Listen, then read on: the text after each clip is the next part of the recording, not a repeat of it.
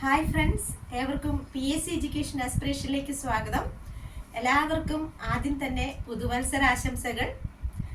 പുതുവത്സരത്തിൽ എനിക്ക് നിങ്ങളോട് ചില കാര്യങ്ങൾ സംസാരിക്കാനുണ്ട്. അപ്പോൾ അത് സംസാരിക്കാൻ വേണ്ടിയാണ് ഞാൻ വന്നിരിക്കുന്നത്. നമുക്കറിയാം, കഴിഞ്ഞ കുറച്ച് നാളുകളായിട്ട് PSC എഡ്യൂക്കേഷൻ എന്ന ചാനലിൽ കൂടി നിങ്ങൾക്ക് വീഡിയോസ് ഒന്നും ലഭ്യമാകുന്നില്ല. എനിക്ക് കുറച്ചധികം പ്രശ്നങ്ങളുണ്ടായതും സമയക്കുറവും കൊണ്ടാണ് ഞാൻ ഈ വീഡിയോസ് ഒന്നും ഇടാതിരുന്നത്. എനിക്ക് ആദ്യം തന്നെ പറയാനുള്ളത് ഒരു സന്തോഷ വർത്താനമാണ്. അപ്പോൾ അതെന്താണെന്ന് ചോദിച്ചു കഴിഞ്ഞാൽ, എനിക്ക് ഒരു PSC അഡ്വൈസ് ആയിരിക്കുകയാണ്. ഞാൻ ഈ ചാനൽ തുടങ്ങുന്ന സമയത്ത് ആദ്യത്തെ ഇൻട്രോ വീഡിയോ ഇടുന്ന സമയത്ത് ചില ആൾക്കാർ എന്നോട് താഴെ ചോദിച്ചിരുന്നു, ഞാൻ കുറച്ച് ലിസ്റ്റിലൊക്കെ ഉണ്ടെന്ന് പറയുമ്പോൾ ഏത് ലിസ്റ്റിലാണ് എന്നാ ജോലി കിട്ടുന്നത്, അല്ലെങ്കിൽ കളിയാക്കി ചോദിച്ചവരും ഉണ്ട്, നല്ല രീതിയിൽ ചോദിച്ചവരും ഉണ്ട്. പല രീതിയിലും കുറേ ഇൻസൾട്ടൊക്കെ ഏറ്റുവാങ്ങിയിട്ടുണ്ട്. അപ്പം നിങ്ങൾക്കും അറിയാം, എനിക്കും അറിയാം. അതായത് കാരണം നിങ്ങൾക്കും അറിയാമെന്ന് പറയുമ്പോൾ PSC പഠിക്കുന്ന അല്ലെങ്കിൽ PSC UPSC കോമ്പറ്റേറ്റീവ് എക്സാംസ് ഒക്കെ പഠിക്കുന്ന എല്ലാവർക്കും ഫേസ് ചെയ്യുന്ന ഒരു സംഭവമാണ് ഈ ഒരു തരത്തിലുള്ള കൈൻഡ് ഓഫ് ഇൻസൾട്ട് എന്ന് പറയുന്നത്. അത് എല്ലാവർക്കും ഉള്ളതാണ്. അപ്പോൾ ഞാൻ അതിനെയൊക്കെ ഫേസ് ചെയ്ത് തന്നെയാണ് ഇത്രയും നാള് മുന്നോട്ട് പോയത്. അപ്പോൾ ഇന്ന് എനിക്ക് നിങ്ങളോട് പറയാനുള്ളത്, ആ ഇൻസൾട്ടിന് എനിക്ക് താൽക്കാലികമായിട്ടൊരു വിരാമമായിരിക്കുകയാണ്. അപ്പോൾ എനിക്ക് ഫുഡ് ആൻഡ് സിവിൽ സപ്ലൈസ് ഡിപ്പാർട്ട്മെൻറ്റിൽ നിന്ന് അഡ്വൈസ് വന്നിട്ട് ഞാൻ ജോയിനിങ്ങിന് വേണ്ടിയിട്ട് വെയിറ്റ് ചെയ്തിരിക്കുകയാണ്. അപ്പോൾ എനിക്ക് നിങ്ങളോടൊരു കമ്മിറ്റ്മെൻ്റ് ഉണ്ട്. അതായത് ഞാൻ ഈ ചാനൽ തുടങ്ങുമ്പോൾ പറഞ്ഞിരുന്നു, എനിക്കൊരു ജോലി ആകുന്നത് വരെ എനിക്ക് തരാൻ പറ്റുന്നിടത്തോളം മാക്സിമം ക്ലാസ്സുകൾ ഞാൻ നിങ്ങൾക്ക് തരുമെന്ന് പറഞ്ഞിരുന്നു. അപ്പോൾ എനിക്ക് എൻ്റെ സമയപരിമിതിക്കുള്ളിൽ നിന്നും എൻ്റെ സാഹചര്യങ്ങൾക്കിടയിൽ നിന്നും ഞാൻ പരമാവധി ക്ലാസ്സുകൾ നിങ്ങളിലേക്ക് എത്തിച്ചു. അപ്പോൾ അത് നമുക്കറിയാം ഞാൻ ഏതൊക്കെ വിഷയങ്ങൾ കൃത്യമായിട്ടും ആ ടോപ്പിക് വൈസ് എടുത്തിട്ടുണ്ട്. ഡിഗ്രി ലെവൽ പ്രിലിമിൻസിന് വരെയുള്ള, അല്ലെങ്കിൽ degree level +2 level 10th level പ്രിലിമിൻസിന് മെയിൻസിനും ഒക്കെ വേണ്ടിയിട്ടുള്ള ഏകദേശം എല്ലാ ടോപ്പിക്സും എന്ന് പറഞ്ഞാൽ ഞാൻ എടുത്തിട്ടുള്ള ടോപ്പിക്സ് പ്രധാനപ്പെട്ടതെന്ന് പറയുമ്പോൾ എക്കണോമിക്സ്, ഹിസ്റ്ററി, അതുപോലെ തന്നെ സിവിക്സ്, ഇതിൻ്റെ എല്ലാം തന്നെ 10, 8, 10, 12 ക്ലാസ്സുകൾ. ഭരണഘടന മലയാളത്തിലെ 3-4 ക്ലാസ്സുകൾ തന്നിട്ടുള്ളൂ. ഇംഗ്ലീഷിൻ്റെ ഒരു 10-12 ക്ലാസ് തന്നിട്ടുണ്ട്. എക്കണോമിക്സിൻ്റെ അതുപോലെ തന്നിട്ടുണ്ട്. ഇന്ത്യൻ ഹിസ്റ്ററി തന്നിട്ടുണ്ട്. ഇതെല്ലാം തന്നെ പക്ക SCRT ബേസ്ഡ് ആയിട്ടുള്ള സിലബസിലാണ് ഞാൻ തന്നിട്ടുള്ളത്. നിങ്ങൾക്കറിയാം, നിങ്ങൾ കാണുന്നതാണ്. ഇനി ആരെങ്കിലും ആദ്യമായിട്ട് ഈ ചാനൽ കാണുകയാണെങ്കിൽ അവർക്ക് കൂടി വേണ്ടിയിട്ട് പറയുകയാണ്. അപ്പോൾ അതെല്ലാം കണ്ടു കഴിഞ്ഞാൽ തന്നെ സത്യത്തിൽ നിങ്ങൾ ഒരു ഡിഗ്രി ലെവലിനുള്ള LD ലെവലിനുള്ള പ്രധാനപ്പെട്ട പരീക്ഷകൾക്കൊക്കെ തന്നെ ഉള്ള എല്ലാ ടോപ്പിക്സും ഞാൻ കവർ ചെയ്തിട്ടുണ്ട്. ഇനി അതിനകത്ത് എടുക്കാനുള്ള ടോപ്പിക്സ് എന്ന് പറയുന്നത് ഇന്ത്യൻ ജോഗ്രഫിയുടെ 1-2 ക്ലാസ്സുകൾ തന്നിട്ടുള്ളൂ. അതിൻ്റെ ബാക്കി ക്ലാസ്സുകളുണ്ട്. Indian geography, Kerala geography, world geography, ബാക്കി വേൾഡ് ഹിസ്റ്ററിയും അതുപോലെ തന്നെ വേൾഡിലെ എക്കണോമിക്സും ഇന്ത്യൻ ഹിസ്റ്ററിയും ഒക്കെ തന്നെ തന്നിട്ടുണ്ട്. കേരള ഹിസ്റ്ററി ഒക്കെ തന്നെ തന്നിട്ടുണ്ട്. അപ്പോൾ അതിന് എടുക്കാനുള്ള ഭാഗം ഇതാണ്. ഇന്ത്യൻ ജോഗ്രഫി, കേരള ജോഗ്രഫി ഫുള്ളുണ്ട്. പിന്നീട് എടുക്കാനുള്ളൊരു ഭാഗം എന്ന് പറയുന്നത് സയൻസ് ആണ്. സയൻസിൻ്റെ 1, 2, 3 ക്ലാസ്സുകൾ, അത് ചെറിയ ചെറിയ ഭാഗങ്ങൾ മാത്രമേ തന്നിട്ടുള്ളൂ. അപ്പോൾ ഈ 2 സബ്ജക്റ്റാണ് ഞാൻ തരാത്തതായിട്ടുള്ളത്. പക്ക തരാം. പിന്നെ മാത്സ് എല്ലാവരും തന്നെ ഞാൻ 1-2 ക്ലാസ്സുകൾ ഇട്ടിട്ടുള്ളൂ. മാത്സ് അത്യാവശ്യം എല്ലാവരും മറ്റു ചാനലുകളെയൊക്കെ ആശ്രയിക്കുന്നവരാണ്. അപ്പോൾ എനിക്ക് നിങ്ങളോടുള്ള ഒരു കമ്മിറ്റ്മെന്റ് എന്ന് പറയുന്നത് ഇതാണ്. എനിക്ക് ബാക്കി 2 വിഷയങ്ങളും എടുത്ത് തീർക്കാനായിട്ട് പറ്റിയിട്ടില്ല. പക്ക SCRT ബേസ് ചെയ്തുകൊണ്ട് തന്നെയാണ് എല്ലാ ക്ലാസ്സുകളും തന്നിട്ടുള്ളതെന്ന് നിങ്ങൾക്കറിയാം. അപ്പോൾ അതുകൊണ്ട് തന്നെ ഇനിയാണെങ്കിലും എനിക്ക് ആ ജോയിനിങ് ലെറ്റർ എൻ്റെ കയ്യിൽ കിട്ടുന്നത് വരെയും എനിക്ക് പറ്റുന്നിടത്തോളം ക്ലാസ്സുകൾ നിങ്ങളിലേക്ക് എത്തിക്കണമെന്നുണ്ട്. അപ്പോൾ ഇനി കിട്ടാത്ത വിഷയങ്ങളുമായിട്ട് ബേസ് ചെയ്തുകൊണ്ടായിരിക്കും ഇനി മാക്സിമം ക്ലാസ്സുകൾ ഞാൻ തരുന്നുണ്ടാവുക. അപ്പോൾ ആദ്യമേ ഞാൻ തന്നെ പറഞ്ഞോട്ടെ, നിങ്ങൾ ശ്രദ്ധിക്കേണ്ട ഒരു കാര്യം, നിങ്ങൾ ആദ്യമായിട്ടാണ് ഈ ചാനൽ കാണുന്നതെങ്കിൽ, അല്ലെങ്കിൽ നിങ്ങൾ കുറേ നാളുകൾക്ക് ശേഷമാണ് കാണുന്നതെങ്കിൽ പോലും, ഞാനിപ്പോൾ ഒരു സബ്ജക്റ്റ് ഇന്ത്യൻ ഹിസ്റ്ററിയുടെ ഒരു ക്ലാസ് ഇടുകയാണെന്ന് വിചാരിക്കുക. അപ്പോൾ നിങ്ങൾ അതിൻ്റെ ആദ്യത്തെ ക്ലാസ്സിൽ കണ്ടതിന് ശേഷം മാത്രമായിരിക്കണം പുതിയ ക്ലാസ് കാണുന്നത്. കാരണം ആദ്യത്തെ ക്ലാസ്സുകൾ എന്ന് പറയുന്നത് അതിൻ്റെ ഒരു കണ്ടിന്യൂഷൻ ആയിട്ടൊരു ബാക്കിയായിട്ടായിരിക്കും പിന്നീട് ഇപ്പോൾ പുതിയ ക്ലാസ്സുകൾ ഇടുന്നുണ്ടാവും. അപ്പോൾ ആദ്യം ഉള്ളത് നമ്മൾ ബേസ് ഉറപ്പിക്കാതെ പിന്നീട് അങ്ങോട്ട് പോയിട്ട് കാര്യമില്ലല്ലോ. എക്കണോമിക്സ് ആണെങ്കിലും അങ്ങനെ തന്നെ, കോൺസ്റ്റിറ്റ്യൂഷൻ ആണെങ്കിലും അങ്ങനെ തന്നെ, ഇംഗ്ലീഷ് ആണെങ്കിലും അങ്ങനെ തന്നെ. ആദ്യമുള്ള ക്ലാസ്സുകൾ അതിൻ്റെ പ്ലേലിസ്റ്റ് നിങ്ങൾക്ക് ഞാൻ താഴെ കൊടുത്തേക്കാം. അപ്പോൾ ആ ആദ്യമുള്ള ക്ലാസ്സുകൾ കണ്ടാൽ നിങ്ങൾക്ക് പക്കായിട്ടൊരു ഐഡിയ കിട്ടും. അതിന് ശേഷമേ പുതിയ ക്ലാസ്സുകൾ കാണാനായിട്ട് ശ്രമിക്കാവുള്ളൂ. അപ്പോൾ എനിക്ക് പറയാനുണ്ടായിരുന്ന ഒരു സന്തോഷ വർത്തമാനം ഇതാണ്. നിങ്ങൾക്കും ശ്രമിച്ചു കഴിഞ്ഞാൽ നമ്മൾ ഹാർഡ് വർക്കിന് എന്തായാലും ഹാർഡ് വർക്ക് റിവാർഡ്സ് എന്ന് പറയുന്നത് ശരിക്കും ആ ഹാർഡ് വർക്കിനുള്ള ഫലം നമുക്ക് കിട്ടും. ഹാർഡ് വർക്ക് മാത്രം പോരാ, ഇപ്പോൾ സ്മാർട്ട് വർക്കാണ് ഏറ്റവും പ്രധാനം എന്ന് പറയുന്നത്. അപ്പോൾ അതിന് വേണ്ടിയിട്ട് നമുക്ക് സ്മാർട്ടായിട്ടുള്ള വേയിലൂടെ പഠിച്ചു തുടങ്ങാം. നിങ്ങൾക്കറിയാം പുതുവത്സരത്തിൽ നിങ്ങളെ കാത്തിരിക്കുന്നത് എല്ലാ കോമ്പറ്റേറ്റീവ് എക്സാംസ് ആസ്പിറൻസ് ആയിട്ടുള്ള ആൾക്കാരെയും കാത്തിരിക്കുന്നതെന്ന് പറയുന്നത് വലിയൊരു തൊഴിൽ പ്രവാഹമാണ് അല്ലേ. അപ്പൊ അതിൽ തന്നെ PSC മേഖല നോക്കുകയാണെങ്കിൽ ഏറ്റവും കൂടുതൽ ആൾക്കാർ കോൺസെൻട്രേറ്റ് ചെയ്യുന്ന ഒരു മേഖലയാണ് LD ക്ലർക്ക്. പിന്നെ അതുപോലെ തന്നെ ഇപ്പൊ ലേറ്റസ്റ്റ് ആയിട്ടൊരു ഡിഗ്രി ലെവൽ എക്സാം വന്നിട്ടുണ്ടല്ലോ, എന്താണ് LSGS, തദ്ദേശ സ്വയംഭരണ സ്ഥാപനങ്ങളിലെ പഞ്ചായത്ത് സെക്രട്ടറി എന്ന് പറയുന്നൊരു പോസ്റ്റ് വന്നിട്ടുണ്ട്. അപ്പൊ ആ പോസ്റ്റിലേക്ക് ഒരുപാട് പേര് അതും നോക്കി കാണുന്ന ഡിഗ്രി ലെവൽ, നമ്മൾ ഒരുപക്ഷെ KS കഴിഞ്ഞ് കഴിഞ്ഞാൽ പിന്നീട് എല്ലാവരും നോക്കി കാണുന്ന ഒരു പോസ്റ്റാണ്, ഡിഗ്രി ലെവൽ പോസ്റ്റാണ് പഞ്ചായത്ത് സെക്രട്ടറി വീഡിയോ എന്നൊക്കെ പറഞ്ഞിട്ടുള്ള പോസ്റ്റുകൾ. അപ്പോൾ അതിലേക്കും വിളിച്ചിട്ടുണ്ട്. അപ്പോൾ ഈ പറഞ്ഞ 2 പരീക്ഷകൾക്കും ബേസിക് ആയിട്ട് നമ്മൾ പഠിച്ചു തുടങ്ങേണ്ടത് ഇതിൽ ഞാൻ ആ ചാനലിൽ ആദ്യമേ തന്നിട്ടുള്ള ക്ലാസ്സുകളൊക്കെ തന്നെയാണ്. പിന്നീടാണ് അതിൻ്റെ ഇൻഡെപ്ത് ആയിട്ടുള്ള ക്ലാസ്സുകളിലേക്ക് പോകാനായിട്ട്. അപ്പോൾ നമുക്ക് ഒരു കാര്യം മാത്രം ഓർക്കുക, നമുക്ക് കുറേ പ്രശ്നങ്ങൾ ഉണ്ടായിട്ടുണ്ട്, പാസ്റ്റിൽ കുറേ ടെൻഷൻസ് ഉണ്ടായിട്ടുണ്ട്, കുറേ മിസ്റ്റേക്സ് ഉണ്ടായിട്ടുണ്ട്. അതെല്ലാം അവോയ്ഡ് ചെയ്തുകൊണ്ട് ഇന്ന് മുതൽ, ഇത് ന്യൂ ഇയർ ആണല്ലോ, നമ്മൾ ആ 2023 വരെയുള്ള എല്ലാ പ്രശ്നങ്ങളെയും മറികടക്കാനുള്ള ഒരു പരിഹാരം, കുറേ അധികം അവസരങ്ങൾ നമുക്ക് മുന്നിലുണ്ട്. അപ്പൊ ആ അവസരങ്ങൾക്ക് വേണ്ടിയിട്ട് നമ്മൾ കാത്തിരുന്നതാണ്. ആ സമയം വന്നു കഴിഞ്ഞു. അപ്പോൾ നമ്മൾ എന്ത് ചെയ്യുക, കഴിഞ്ഞ പ്രശ്നങ്ങളൊക്കെ മറന്നിട്ട് പഠിക്കാനായിട്ട് ശ്രമിക്കുക. കഴിഞ്ഞതൊക്കെ കഴിഞ്ഞു, ഇനി നമുക്ക് പുതിയതായിട്ട് എന്ത് ചെയ്യാൻ കഴിയും എന്ന് ചിന്തിക്കുക. അപ്പൊ അതിന് വേണ്ടിയിട്ട് ആദ്യം നമ്മൾ മനസ്സിലാക്കേണ്ട ഒരു കാര്യമുണ്ട്. അതായത് നമ്മുടെ പേരൻസ് നമുക്ക് മുന്നിൽ തുറന്നു തന്ന എളുപ്പമുള്ളൊരു വഴിയാണ് നമ്മുടെ വിദ്യാഭ്യാസം എന്ന് പറയുന്നത്. നമ്മൾ പറഞ്ഞ 1ാം ക്ലാസ് മുതൽ 10 വരെ പഠിച്ചു, ഡിഗ്രി പഠിച്ചു, PG പഠിച്ചു, അല്ലെ നെറ്റ്, അങ്ങനെ നമ്മൾ നെറ്റ് സെറ്റ്, അങ്ങനെയൊക്കെ നമ്മൾ പല ഡിഗ്രീസും എടുത്തിട്ടുണ്ടാവും. അതെല്ലാം നമുക്ക് പേരൻസ് തുറന്നു തന്ന വഴിയായിരുന്നു അല്ലെ. ആ വഴി കൂടെ നമ്മൾ ഈസി ആയിട്ട് കയറിപ്പോയി. പക്ഷെ ഇനി നമ്മൾ തിരഞ്ഞെടുക്കുന്നത് നമ്മൾ സ്വന്തമായിട്ട് വഴി ഉണ്ടാക്കിയെടുക്കണം. നമ്മുടെ മുന്നിൽ വഴികളില്ല, വഴികൾ നമ്മൾ സ്വയം വെട്ടിത്തെളിച്ചെടുക്കുകയാണ് ചെയ്യുന്നത്. അത് ഇച്ചിരി ബുദ്ധിമുട്ടുള്ള കാര്യമാണ്.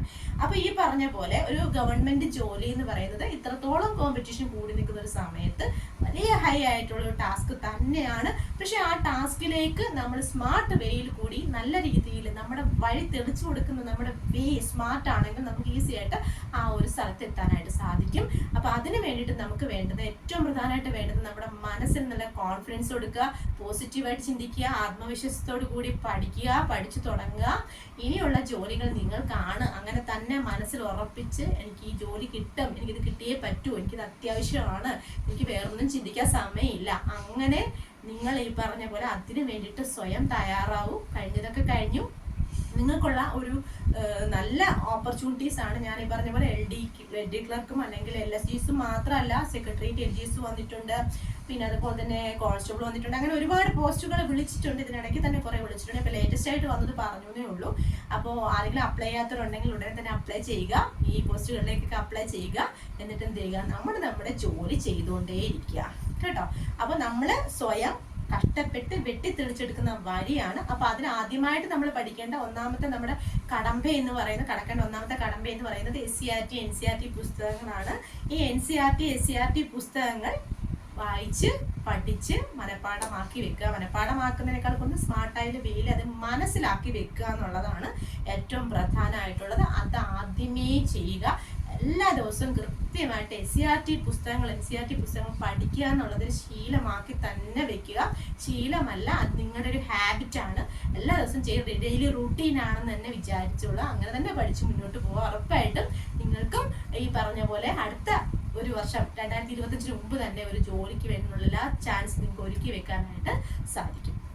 അപ്പോൾ ഈ പറഞ്ഞ പോലെ നമ്മൾ നമ്മുടെ മാർഗത്തിലേക്ക് ശ്രദ്ധ കേന്ദ്രീകരിച്ചുകൊണ്ട് മുന്നോട്ട് പോവുക. അപ്പോൾ എല്ലാവർക്കും ഈ പറഞ്ഞ രീതിയിൽ നല്ല നല്ല പോസ്റ്റുകളിലേക്ക് എത്താനായിട്ട് സാധിക്കും. അപ്പോൾ അതിന് നമ്മൾ കൃത്യമായിട്ടും എല്ലാ ദിവസവും കൃത്യമായിട്ടും പഠിക്കുക. അതുപോലെ തന്നെ കറണ്ട് അഫയേഴ്സ് ഞാൻ നേരത്തെ പല ക്ലാസ്സുകളിൽ പറഞ്ഞിട്ടുണ്ട്.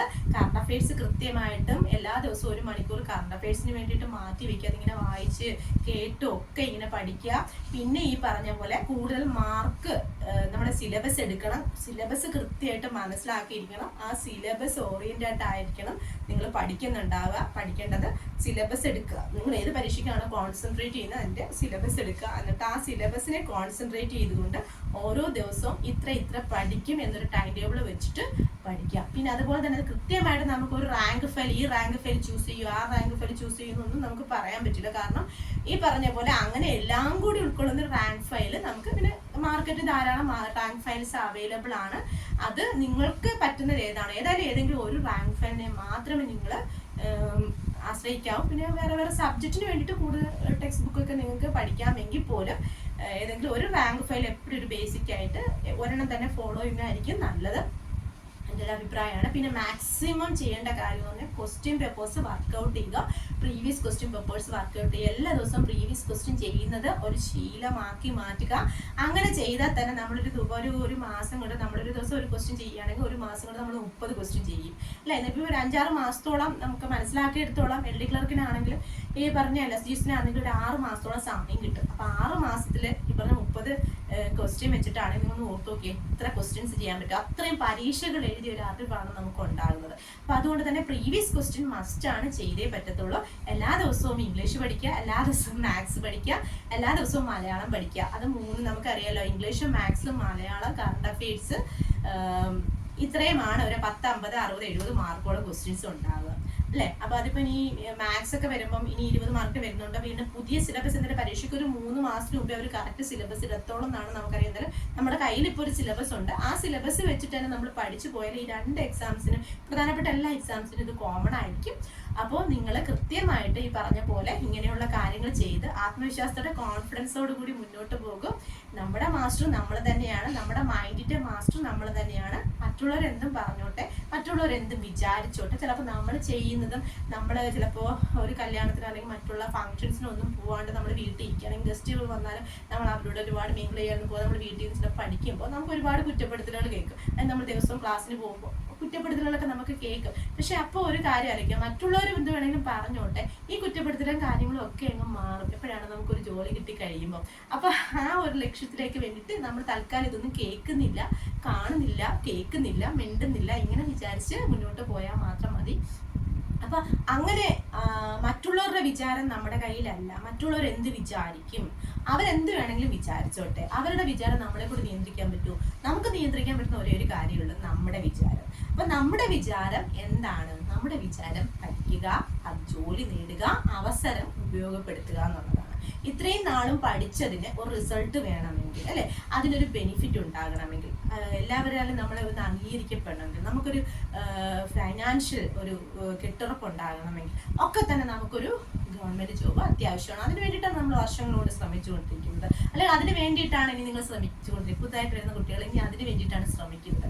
അപ്പൊ അങ്ങനെയുള്ളപ്പോൾ നമ്മൾ എന്തിനാ മറ്റുള്ളവർ പറയുന്ന, അവർ പറയുന്ന കാര്യത്തെക്കുറിച്ച് നമ്മൾ ചിന്തിച്ചിട്ട് കാര്യമുണ്ടോ? അവരുടെ ചിന്ത നമ്മുടെ കയ്യിലാണ്. അവരോട് ഇങ്ങനെ ചിന്തിക്കില്ല, നിങ്ങൾ ഇങ്ങനെ ചിന്തിക്കൂ എന്ന് പറയാൻ നമുക്ക് അവകാശമില്ല, അവരുടെ ചിന്തയാണ്. അതുകൊണ്ട് അവരെന്ത് ചിന്തിക്കും, ഇവരെന്ത് ചിന്തിക്കും എന്ന് വിചാരിച്ചൊന്നും നമ്മൾ ചിന്തിക്കേണ്ട.